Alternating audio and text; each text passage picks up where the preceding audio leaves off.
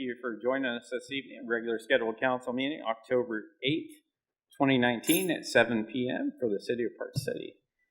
Dee, would you call the roll? John Hare. Here. George Glover. Here. Ben Salcetta. Here. Melvin Kerr. Here. Tom Jones. Here. George Katz. Here. Brandy Bailey. Here. Jim Schrader. Here. Mr. Mayor, you have quorum. Thank you. Tonight, Pastor Dwight Burford is going to lead an invocation, and Councilman John Linhare is going to lead in the pledge. If everybody please stand. Shall we pray? Our Heavenly Father, thank you for the opportunity to pray for our community and for these who represent our citizens. We thank you for each and every one who deliberates now for the welfare of our city, the growth of our city, the well-being. We pray you'll bless them with agreement in the essentials and help them in their deliberation to consider that which they decide on. We pray that you'll bless this meeting and bless our community and all those who pass through, all of our citizens, both old and young, and may it all be done to thine honor and glory in Jesus' name. Amen. Amen. I pledge allegiance to the flag of the United States of America and to the republic for which it stands, one nation, under God, indivisible, with liberty and justice for all. Thank you. You may be seated. The first item on the agenda is approval of the agenda. George? I'll make a motion to approve the agenda as presented. And Melvin? I'll second that. We got a motion and a second. Not seeing any further discussion. All those in favor signify by saying aye. Aye. Opposed? And that motion passes 8-0. We don't have anything for awards or presentations. Nobody has signed up to speak at public forum this evening. And we don't have anything for staff reports. So we'll move on to the consent agenda. Is there a motion? Jim? I move that we approve the consent agenda. And John? Second. We got a motion and a second. All those in favor signify by saying aye. Aye. Opposed? Motion passes 7-0-1. That brings us to new business, item 3, and that's discuss and consider appointment to the Park and Recreation and Tree Advisory Board. And Mitchell Gady is here this evening, and he's somebody that has expressed interest in serving on a board, and the Park Board seems to be like a good fit, and we've had a conversation, and he'd like to serve on that board. Tom? I'd make a motion that we approve Mitchell Gady to the Park Board for a term expiring in 2021. Okay. Brandy? Second the motion. Okay, we have a motion and a second. Not seeing any further discussion. All those in favor signify by saying aye. Aye. Opposed? And that motion passes 8-0. Mitchell, thank you very much for the time that you're contributing to the city. We appreciate that. That brings us to item 4, which is discuss and consider an ordinance authorizing the issuance of taxable IRBs, Harper Camperland Project, tenant F&L Rentals, LLC. Dominic?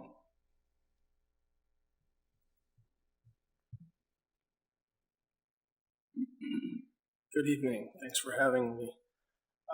This ordinance before you is the final step in the process for the city action required to issue IRBs for the Harper Camperland project.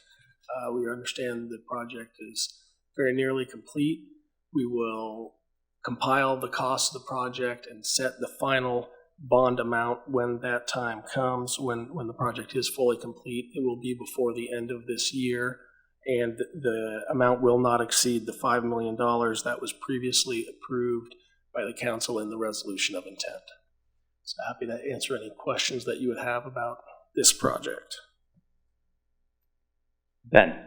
Sure, I was up there. It looks really great what's going along there, and excited to see that business come in. So I would make a motion here to approve ordinance 1077-2019, authorizing the city of Park City, Kansas, to issue its taxable industrial revenue bond series 2019 for Harper Camperland project in an amount not to exceed $5 million for the purpose of paying construction and equipping of a commercial facility and authorizing certain other documents and actions in connection therewith. Okay, and Jim? I second that. Tom, did you have any discussion? Well, I'm going to ask the question since it hasn't come up about addressing. And that will be a Park City address, correct? I believe that it's within the city limits of Park Yes, City. it so- is, but yeah, there's an option out there, and I would like to make sure that they're using the Park City address. I can't answer that question for you, but I can check with the company representative. Mr. Lear is here this evening. Okay. And, did you want to speak to that? Yes. Thank you. And the other thing, just wanted to point out that you're here. We always appreciate when the business owners and leaders show up when we're doing IRBs and show an interest in the city, and that you've taken time out of the evening tonight to just make an appearance. Thank you. Tom, is that everything? That's it. Yeah. George? Well, I heard him say it appears, but I'd like a more definitive answer than that, because we've issued those bonds before and people list their addresses, Wichita or Valley Center, and I'd like a definitive answer. Is it going to be Park City or is it going to be something else? That's still not a definitive answer. I want to answer, are you going to be Park City or are you going to be Wichita? You're on your mailing address and your business cards, are you going to be Wichita or are you going to be Park City? Okay. Well, it's your business. Mayor, I wouldn't vote to do this if you did not commit to this being. In fact, I think our ordinance defines that. I don't think he understands what you're talking about, though. There's a lot. He's new in the community and doesn't understand that some places you can use. It's optional to use either town, but as a taxing agency that's issuing IRBs, we appreciate and we require you to list Park City in your advertisements, on your billboards, and things like that. That's what he said. Yeah. And I would also say if anybody's been to your website, it specifically says Park City, Harper Campground. That will work for me. Thank you. Thank you. I hope you don't misunderstand, but we've been burned before, and once burned, you don't reach out and touch a hot stove again. Okay, thank you, sir. I appreciate it. Jim, did you have anything to add? I think we've solved it. I was just going to say, I saw the Park City in your TV commercials, so welcome to Park City. All right. We got a motion and a second. Not seeing any further discussion. Dee, would you call the roll? John Lanhare. Aye. George Glover. Aye. Vince Salcetta. Aye. Melvin Kerr. Aye. Tom Jones. Aye. George Capps. Aye. Brandy Bailey. Aye. Jim Schrader. Aye. And that ordinance passes 8-0. Thank you very much, Mr. Lear. Appreciate it. That brings us to item 5, which is discuss and consider an ordinance authorizing the issuance of taxable IRBs, Apex Trucking, Inc. Yes, similar to the ordinance just considered, this is for the Apex project, which is completing this year as well, and we are in the process of compiling those costs. If you recall, the amount from the initial resolution of intent was amended upward, and the company expects to use the full allotment from that second resolution of intent, and so they will finish their project this year, and we'll look to issue the bonds again within the next month or two. And I take it everybody has seen that the dirt work has started on that, so that's been kind of exciting. Okay, we have a motion and a second. Not seeing any further discussion. Dee, would you call the roll?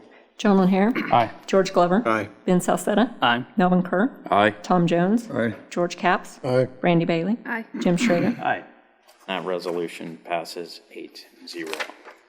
That brings us to item 7, which is consider a resolution conveying the properties related to Roberts Truck Center, IRBs, to Capital Properties 2017 LLC. Dominic?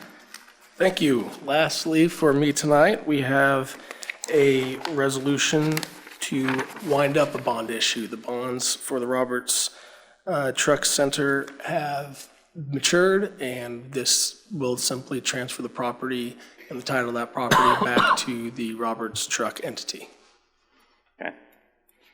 Does anybody have any questions?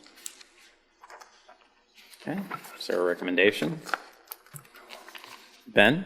Yes, I'd go ahead and make a motion on this to approve Resolution 1037-2019 of the governing body of the City of Park City, Kansas, authorizing the sale and conveyance of certain property to Capital Properties 2017 LLC.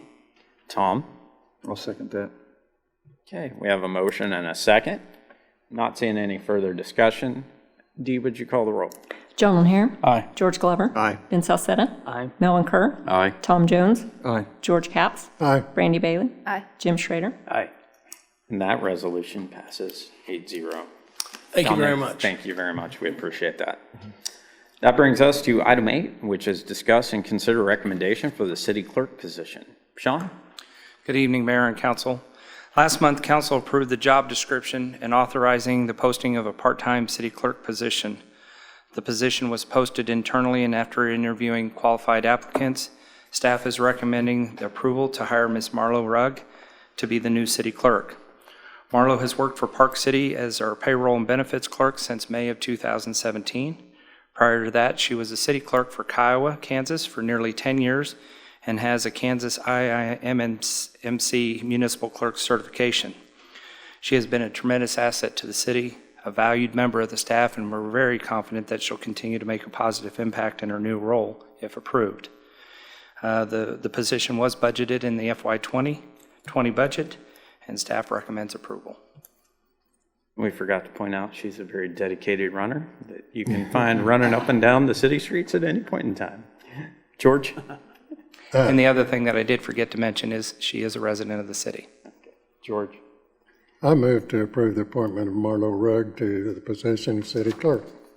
And Tom? I'll second that. Okay. Ben, did you have any discussion? I just wanted to say concerning Marlo, I've had the privilege of working alongside of her on the park and Rex and tree board over the last year, and she's done a phenomenal job there working with her on that, and I know she's going to do a great job as a city clerk, so I'm excited to see us move forward with her possible hiring here in about 20 seconds if I shut up. Okay. We have a motion and a second. Not seeing any further discussion. All those in favor signify by saying aye. Aye. Opposed? And that motion passes 8-0. Thank you, Marlo. Sean, how much time do you think we need for the recess?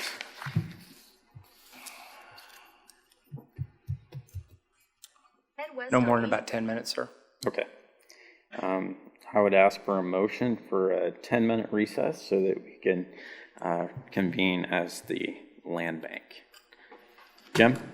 I move that we recess for 10 minutes to reconvene as the land bank. Okay. And Tom? I'll second that. Okay. We got a motion and a second. Not seeing any further discussion. All those in favor signify by saying aye. Aye. Opposed? And that motion passes 8-0. We'll now reconvene as the City of Park City City Council, and we will move on to item 11, which is discuss and consider the submission of the AirCap Drive extension under the Kansas Department of Transportation Cost Share Program. Sean? Yes, sir. Earlier this year, staff submitted a project application for funding under the Wichita Area Metropolitan Planning Organization, otherwise known as WAMPO, for the Metropolitan Transportation Plan to extend AirCap Drive between 53rd Street North and 61st Street North. After the initial screening of our submission, the indications were less than favorable that the application would be approved as, quote, the missing link would most likely be classified as a local road providing direct access just to commercial businesses. Given that information, along with the recent announcement that the Kansas Department of Transportation was expanding their cost share program from $11 million on an annual basis, which is customary, to $50 million, staff is requesting approval to submit AirCap Drive extension for consideration to KDOT. If the city approves submission under the original program guidelines, if we were going for the $11 million pot, the minimum city cost share percentage is only 15%. But if the city wants to put ourselves in and be eligible for the larger pot of money, they are now, as making the funds available, requiring a larger match. So the minimum is 25%. The total estimated cost of the project to date is $6.427 million. KDOT's cost share covers only construction, which out of that 6.42 is 4.79 million. The city would be required to pay for preliminary engineering, right-of-way acquisition, utility relocates, construction, engineering, and inspection, which is 1.629 million, regardless of whatever type submission we did. And then the 15%, if we wanted to go that direction, is $719,000, or if we do go for the 25%, then it's 1.199 million. The total cost to the city, if approved and selected, would either be 2.35 million or 2.82 million. So that's the facts and the figures. As far as the financial impact, AirCap Drive is not in our capital improvement program at this time, so it's all unbudgeted. If approved or selected, staff would recommend temporary financing followed by the issuance of general obligation bonds to cover the cost. So we wanted to bring this back to the council and really have good discussion and dialogue tonight on this. It seemed that when we brought this up before, everybody is a pretty good supporter towards opening this up through the WAMPO project. And then we've got this back, and now we're seeing that there could be a little bit more skin in the game from the city's perspective, really before making any submission to see if we could qualify or get this done. We want to make sure that you're all aware that there's a little higher commitment on the city's level.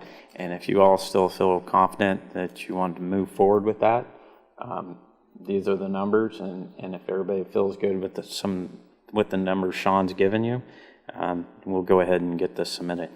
Tom? Well, I've got a question. Has the property owner been approached? Or we're all in on this, and they're getting an improvement at no cost. I just wondered if there's been any discussion. And will this be set up so that there would be lots on both sides of the street along 135? The way it is platted out currently, well, it's not platted on the segment before that. So that would be part of it. Again, the city's responsibility would be to secure the right-of-way. So we haven't talked with the individual property owner at this time. Okay. Well, I'm looking at if we go and invest $2 million to build the road down through there, would we have some kind of an impact fee to collect part of that back if that developed that and plat it and sell lots? Not certain on impact fee. Doug, do you know? We don't have impact fees. We have the ability to special assess. We'd have to order that in, and it would be subject to a protest by the adjoining property owners if they didn't petition for it. And I understand that, but what I'm looking at is we're talking about going in and investing in a road across property that we would end up with some right-of-way through there, but it would make it prime property with no investment from the property owner if we put that road in. And I'm wondering if there's some way we can go back and get part of our $2 million back. Special assessments is the only way. But we have to do that up front when we do the road, right? We can't do it 5 years from now. That's correct. Yeah, that's correct. We need to initiate that. If we were awarded the funding for it, then we could proceed with a public hearing and then the adoption of a resolution. Okay. What I'm telling you, however, is under state law, if you don't have a petition of a majority of the property owners and a majority of the area in the area that you're going to assess, right, then those persons can object to the project, okay, can object to the special assessment portion of the project. And so then it would be up to the city to decide whether it wanted to go ahead and build it and pay for it 100%. Well, I would like for us to go in with our eyes open, and at some point, if we decided not to go back on the property, we could do that, but at least have something out there so that if we're going to make a $2 million investment, I'd like some way recouping it down the road, part of it. Yes, sir. The one thing that I would indicate is we haven't discussed it with the property owner. It's very premature at this time. But I'm certain, part of the factors that come into the cost is the right-of-way acquisition. I'm certain whoever owns the land right now currently would understand that it's definitely a benefit to their property Okay. that more than likely they would be willing, hopefully, to donate the right-of-way rather than that. Okay, well, I am for this project. I would just like for somebody to Yes, help sir. us with it if we can. So, Yes, sir. And I think one thing we have to think about too is kind of the discussion that we had in the past, the concept behind that is putting together that frontage road, making it more desirable, and hopefully we get more development. retail business and other stuff. So there's another area of how you can collect those funds with developed properties that have a higher tax value and potentially sales tax and other things that could go on in there. So that's really kind of the mindset you need to have. There is risk. You're more leaning on, is there a reward on the other side for doing it? Jim? I really like this project, so I'm supportive of it. So, but question on my mind, Sean or Deanne, have you worked through the math? I mean, obviously we would finance this with temporary notes or and then repay that. What's the debt service on this when that happens? I don't know, it's probably $85,000 a year, worst case scenario, interest only. I don't know if you're amortizing, it's $150,000. I'm just kind of ballparking numbers here.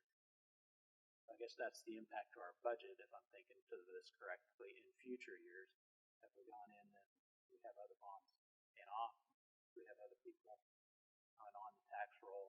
I'm trying to think of the fiscal impact to a budget down the road when we have to start servicing this if it all passes.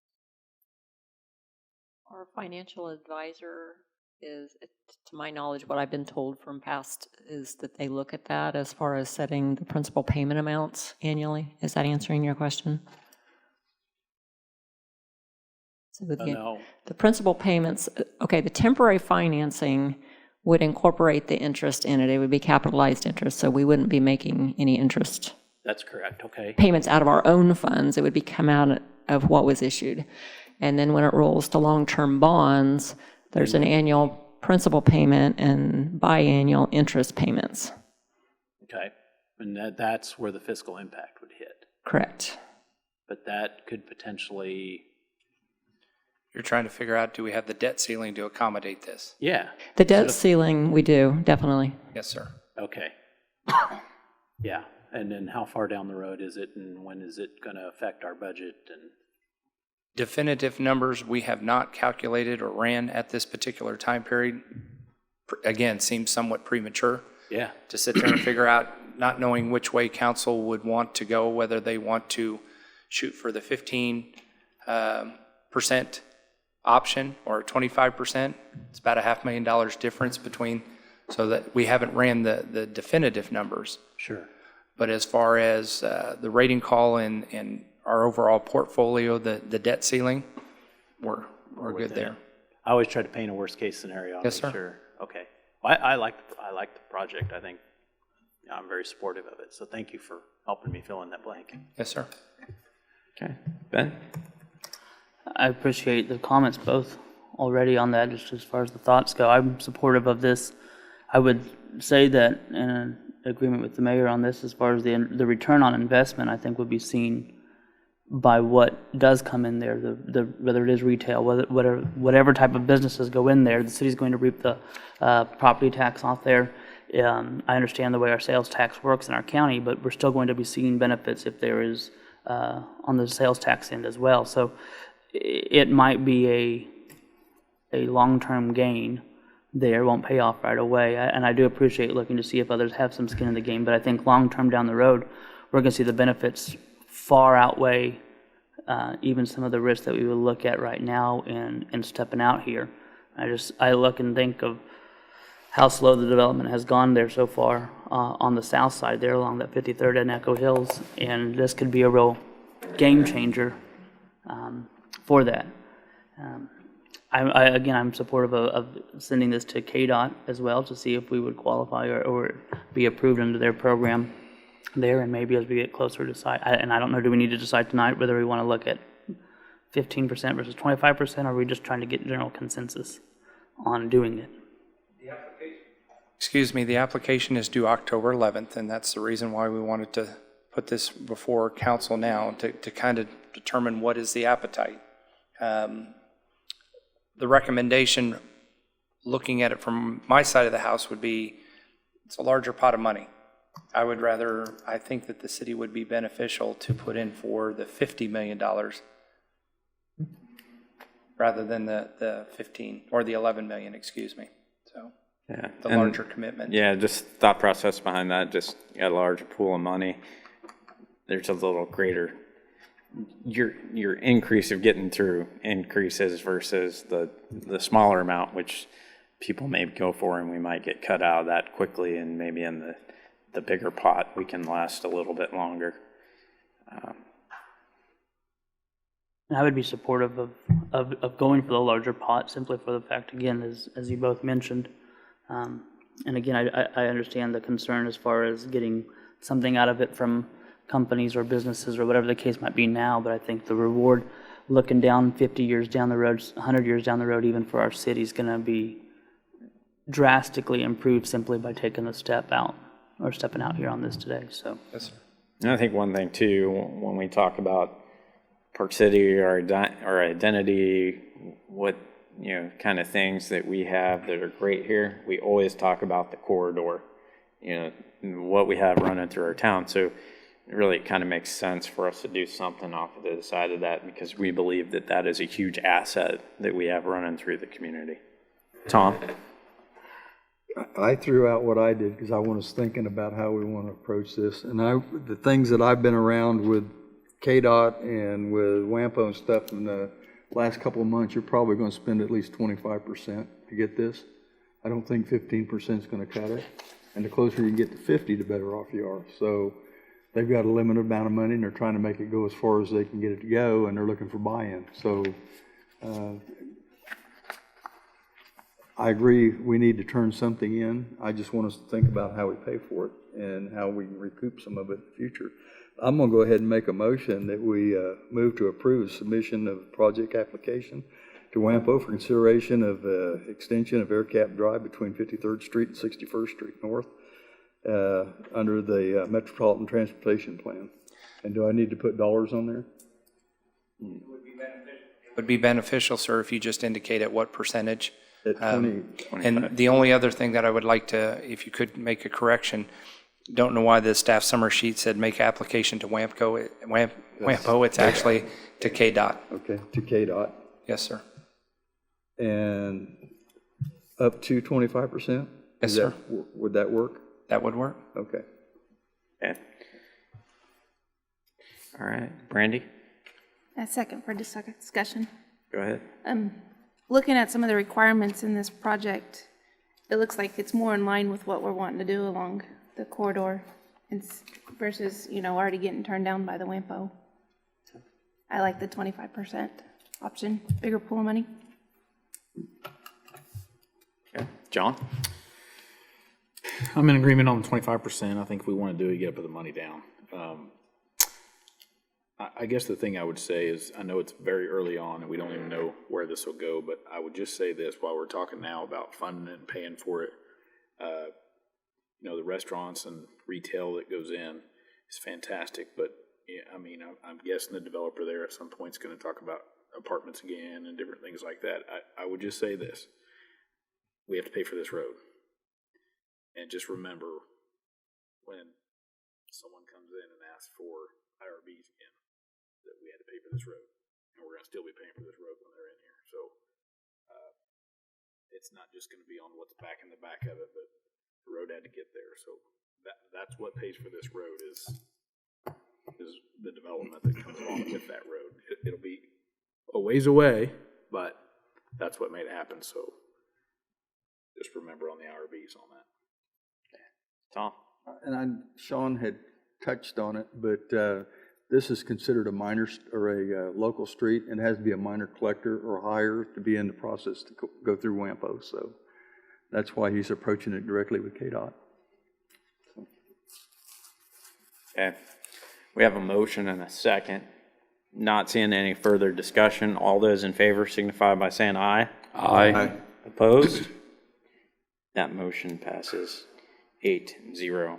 That brings us to item 12, which is discuss and consider an ordinance amending the municipal code relating to the sale and discharge of fireworks. Doug? Mayor and council, what is before you is an amendment to Section 18202 of the Municipal Code, which is part of our local fireworks regulations. What this amendment does is it adds an additional prohibition to what to the defined fireworks that we already prohibit being sold or fired off in our city, and that is for items called sky lanterns or aerial luminary or luminaria. These are kind of little mini hot air balloons that have a fuel source and fire, and then they float up in the air. And if any of you have seen the movie Tangled, it's like the final scene in Tangled. They're beautiful. I give you the But what happened was last summer when our fireworks stands were in operation, we became aware of a conflict between what the county permits, and they're the ones that inspect our fireworks, the county fire staff, and what our ordinance provided. Our ordinance did not prohibit those. County regulations do. And so when the inspections were made by the county staff, the operators of the stands were told they could not sell these. It didn't create any huge problem, but in addition to that, we've had inquiry from organizations that would like to have events separate from the 4th of July where they would use these. And in the staff summary, I put in there that at present 26 states prohibit them. Kansas doesn't for some reason. And that was the problem. Our reference to what's allowed in our city goes back to the state fire marshal. But staff does believe that the use of these, in a perfect world, the fuel would burn off and there'd be no more fire and they just would float back to the ground. But that doesn't always happen, and they can come back and they can be a significant fire hazard. And so for that reason, what you have in front of you in the ordinance is an addition of a subsection B, which specifically prohibits these sorts of items either being sold in our city or used in our city. Okay, Ben? Okay, so just trying to understand is so the sky lanterns or the floating lanterns, those are specific. We're not talking about like the mortar shells or things like that. We're talking about No, this is real specific. And that last paragraph would be a lantern that includes any airborne paper object that causes it to float. That's the distinction between, rockets. Okay. This does not do anything to change the existing fireworks that are going to be sold next July 4th in our stands or that will be fired off in our city. Okay, so like the parachutes and things would not be under that, just those lantern.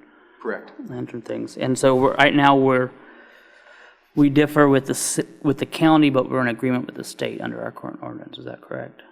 That's correct. But the issue is that we don't have a fire department, and so when our stands are inspected by the county fire staff, they're going to gig these stands if they're selling these at the present, no matter what our ordinances say. Sure.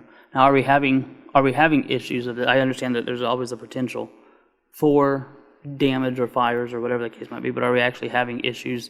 Have we had issues with our fire department as far as these things causing problems such as fires or such in the area?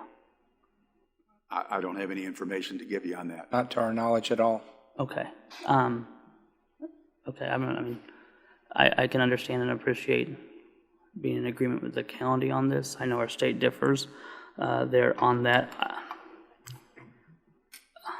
I guess I have a hard time looking at this and create, in a sense, creating more ordinances or such without a proper need there or cause there. And if we're not having issues and we are compliant with our state as a whole, I understand we have local rules so we can decide to follow whatever we want to do. I'm not sure all the purpose on this. Well, the problem is created if all of a sudden you go to the stands and you buy them in our stands, and then you think it's safe to shoot them off. We allow them in the city, but Sedgwick County doesn't allow them. So now there's a conflict between two local governments. Now so we're just coming in compliance with Sedgwick County. Now we have issues that, well, I say we don't, but I mean you have the issue with the city of Wichita and such on different regulations and such as well between what they allow and what they don't allow. between the county and the city as far as size or height of fireworks and such. So as long as they're bought here, fired here, as are the rules, I'm not sure how we'd be out of or having a problem there. Okay. All right. Tom? Thank you. I was just gonna say, we're gonna amend an ordinance that says we won't be selling these in town. We can't enforce what we've got now on the books as far as aerials and everything else, times and days and everything else. So we will be enforcing this at the tent, but we won't be enforcing it out in the city if somebody buys them somewhere else and brings them to shoot them. That's not correct. Not correct. Okay. It prohibits either the sale or the use. Okay. Okay. John? Yeah, I mean, I think part of the problem with these is you can light them here, but they can go into the county and cause the fires in other areas and other jurisdictions, and that's kind of where the problem with the lanterns are. They travel. They take the fire elsewhere. I'm satisfied with it. I'll make a motion to approve ordinance number 1079-2019, amending section 18-202 of the municipal code of the city of Park City, Kansas, pertaining to the sale and discharge of fireworks and repealing the original of said section. Okay. Brandy? I second the motion. Okay. George?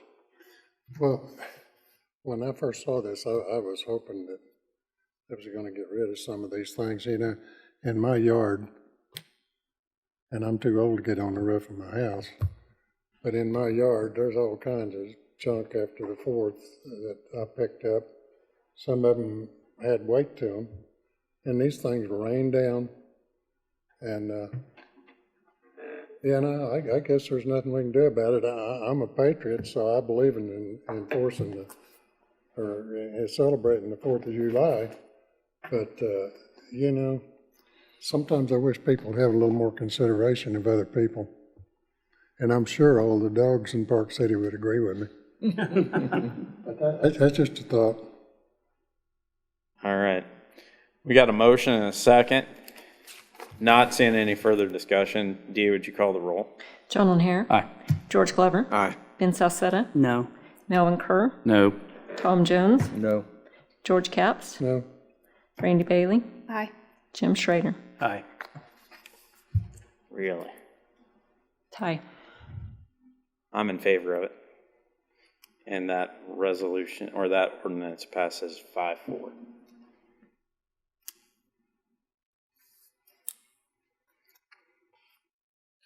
That brings us to closing comments. I just want to say this evening was awesome. I think everybody on the council participated. It wasn't owned by any single individual. Everybody had a lot of great comments. We had good discussion when we were talking about the corridor, and evenings like these make it fun to sit here.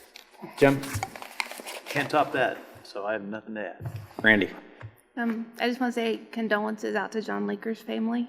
I don't know if you guys knew, but John passed away this week, so he's a big pillar in the community. We greatly missed. Second, there's been a few comments out on Facebook because City of Park City's posted now stuff about the sump pump drainage issue, or the disposing of the sump pump into the streets. Is there something that we can put out there that kind of educates people on how they could possibly fix their issues? Because that's some of the comments that have been out there is, how are we supposed to fix this? Or, you know, are there suggestions on what we should do? So can we put some educational information out there? We can do that, ma'am.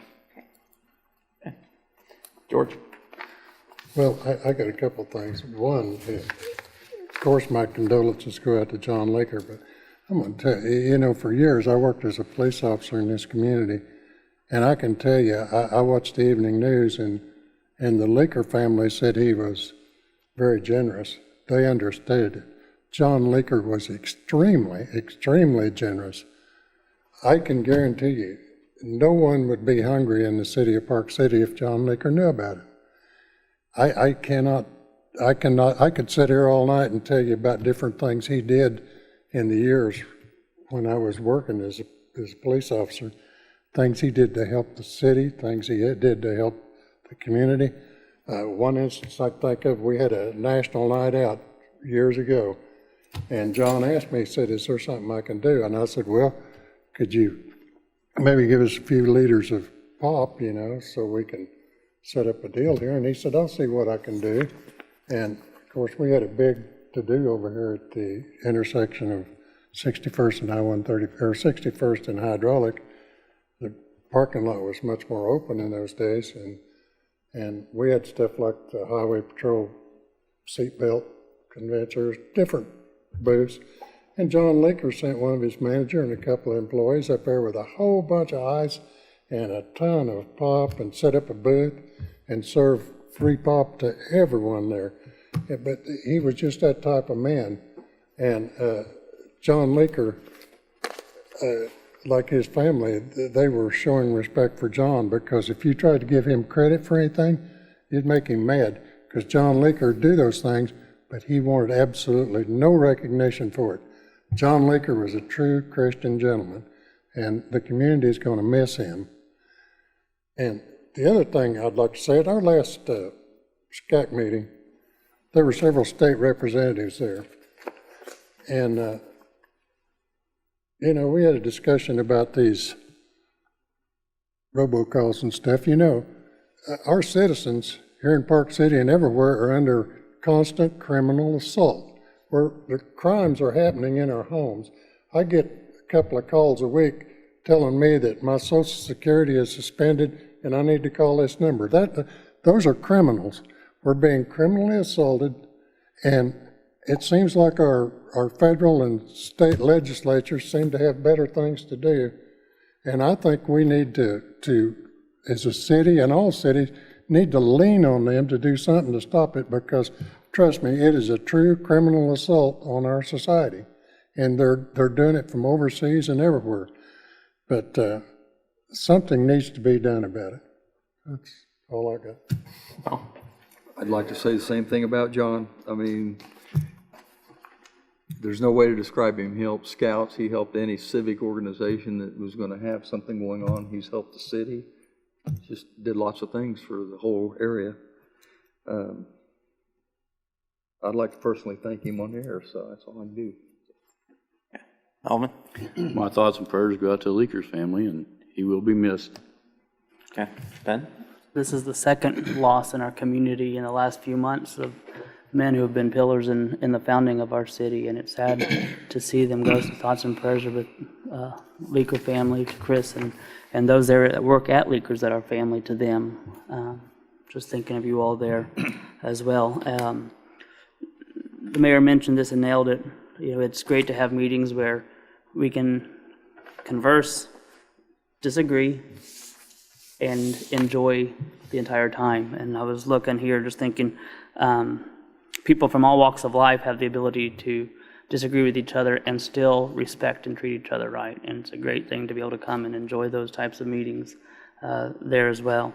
And so, fun night there on that regard. Last thing, I do want to make mention, this Saturday I am hosting my Convos Over Coffee. I have a special guest, Tanya Buckingham. She is our Register of Deeds here in the Sedgwick County, and they offer a military discount program that is run through their office. So any military current member currently serving or has served is eligible for a military discount card. If you're actively serving, just need to bring a photo identification and some sort of military ID. If you have previously served, you can also bring in your DD-214. That's one of the great things that the Register of Deeds does is collects and files DD-214s for constituents, and so it's an easy way to have access to those because some of those paperwork easily gets misplaced. So she'll be joining me with some of her staff this Saturday from 9:30 to 11 at the Daylight Donuts there. So if you would like to come on out and get your military discount card, come on, they'll get you taken care of. But it'll be a great opportunity for our men and women here across in our city and in our area. So come on out. Okay. George? Yeah, my condolences as well to John Leaker. Great contributor. He did a lot of, just for our fishing derby, he contributed a lot to that and helped out with that. But also our prayers and thoughts go out to his family. I did receive some emails about the drainage issue going out into the road. So anything that we can put out there, Sean, that would be greatly appreciated. Our Fall Fest is coming up October 26th from 4 to 7 at McLean Park. This is a big event. It's our last hurrah for Park City, so everybody come out. It's a free event. sponsored by the city. So everybody come out and enjoy it. Thank you. John? It's all been said. I'll make a motion, we adjourn. And Ben? Second. Okay, we got a motion and a second. Not seeing any further discussion. All those in favor signify by saying aye. Aye. Opposed? And that motion passes 8-0. Thank you.